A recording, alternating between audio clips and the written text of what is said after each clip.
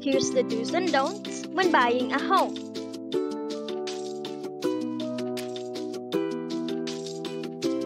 Kolektahin at itago ang inyong mga pay stubs, bank statements, W-2s, tax returns at anumang government-issued IDs. Ipaalam sa inyong loan officer kung may plano kayong magbakasyon o mag-leave sa trabaho. Ipaalam sa inyong loan officer kung mayroong pagbabago sa inyong employment, katulad ng raise at promotion.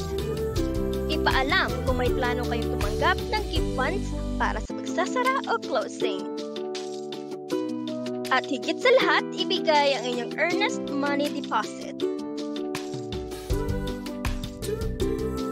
Huwag i-close o mag-open ng anumang credit accounts. Huwag ilipat ang inyong pera nang walang paper trail. Huwag kaligtaing bayaran ang inyong credit accounts at loans.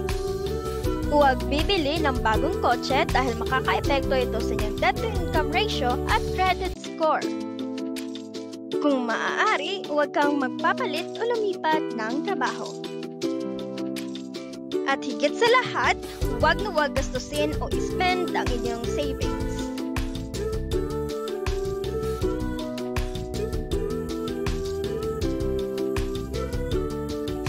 If you have questions, you can reach us on these numbers or email us directly on loanteam@shilalabadia.com.